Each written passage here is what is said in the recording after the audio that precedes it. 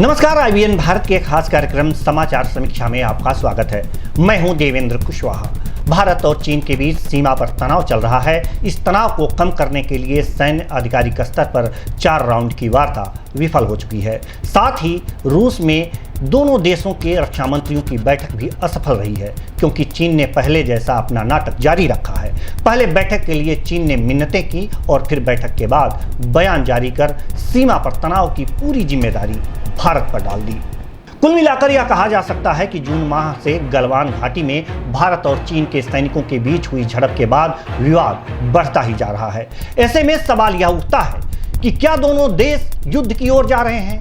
क्या दोनों देशों के बीच युद्ध होगा या फिर कोई देश दोनों के बीच मध्यस्थता कर सकता है? वैसे अमेरिका ने विवाद सुलझाने के लिए आगे आने की बात कही है, लेकिन अमेरिका और चीन के बीच की तल्खी जग जाहिर है और इस विवाद में अमेरिका खुलकर भारत का साथ दे रहा है। ऐसे में चीन अमेरिका की मध्यस्थता को स्वीकार करेगा, इसमें संशय है। कहने का तात्पर्य है कि दोनों देशों के बीच वही देश तनाव कम करने का प्रयास कर सकेगा जिसको दोनों देश मानते हों और दोनों देशों से मधुर संबंध हों।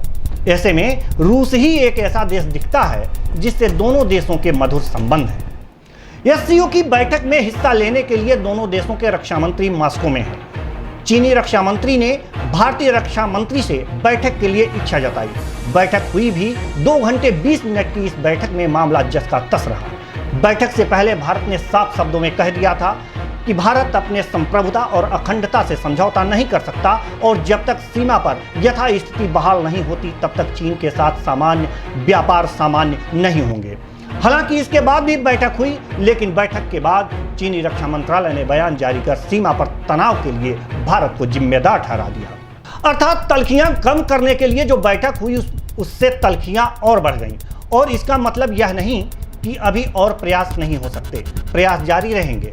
लेकिन सबसे बड़ा सवाल है कि अगर तनाव ऐसे ही बढ़ता रहा तो रूस क्या करेगा? वह किसकी तरफ झुकेगा, किसके साथ रहेगा?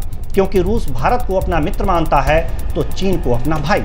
बात 1962 के जंग की करें तो रूस ने दोनों देशों से बराबर दूरी बनाए रखा।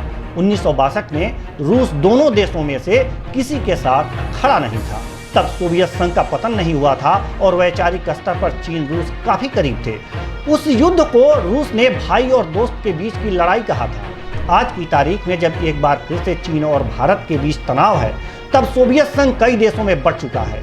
जब तक सोवियत संघ रहा तब तक दुनिया 2 ध्रुवीय रही, लेकिन आज दुनिया मल्टीपोलर हो गई है, यानी एक साथ कई ध्रुव बन गए हैं।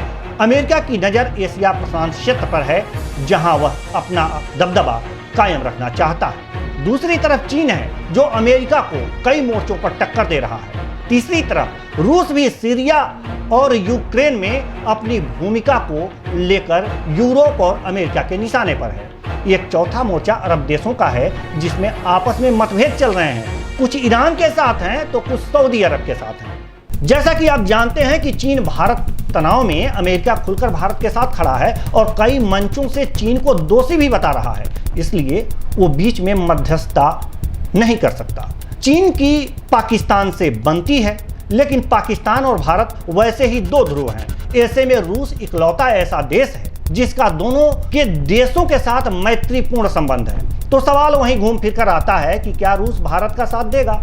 तो इसका अंदाजा हम इस बात से लगा सकते हैं। चीन और भारत के बीच तनाव के समय में भी भारत ने रूस से 12 सुखोई 30 MKI और 21 MiG 29 की शीघ्र आपूर्ति की मांग की है।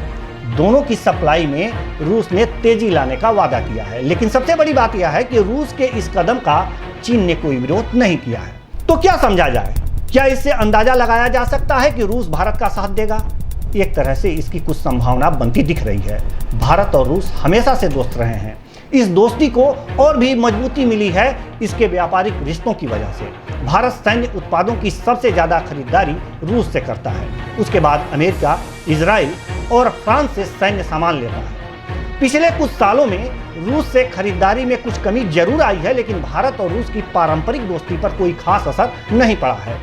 वहीं अगर रूस और चीन के संबंधों की बात की जाए तो रूस और चीन के बीच की दोस्ती कोई स्वाभाविक और पारंपरिक नहीं है। दोनों देशों के बीच सदियों के अविश्वास और संघर्ष की कड़वी यादें हैं। इनमें 1968 में दोनों देशों के बीच दमेश्की द्वीप को लेकर सैन्य संघर्ष भी हो चुका है। हालांकि दोनों देशों ने 4000 किलोमीटर से ज्यादा का सीमा विवाद साल 2000 में सुलझा लिया। जिस दमेश्की द्वीप को लेकर 1968 में चीन और रूस भिड़ चुके थे, वो सीमा समझौता के तहत चीन के पास है, लेकिन भारत और रूस के साथ ऐसा कुछ भी नहीं हुआ है। दूसरी बात यह है कि चीन दक्षिण एशिया में अपनी चौधराहट चाहता है, या यूं कहें तो ज्यादा सटीक होगा कि चीन अपने आप को एक महाशक्ति के रूप में विश्व पटल पर रखना चाहता है। वह एक सुपर पावर के रूप में अपने आप को दर्शा रहा है। ऐसे में रूस खुलकर इस बात को भले ही स्वीकार न करे, लेकिन उसके अंदर यह डर है कि लंबे समय में चीन उसके लिए खतरा बन सकता है। रूस के चीन से जितने भी अच्छे संबंध हों, लेकिन वो कभी नहीं चाहेगा कि चीन महाशक्ति बने और उसकी जगह दुनिया की शक्तिशाली देशों में हो और रूस निचले पायदान पर जाए।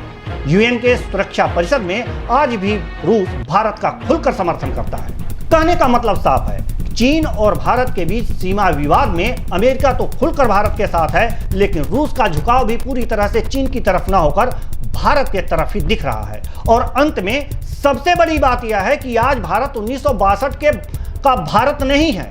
आज दोनों देशों के पास न सिर्फ परमाणु हथियार है, बल्कि भारत की सैन्य शक्ति का लोहा विश्व को पता है।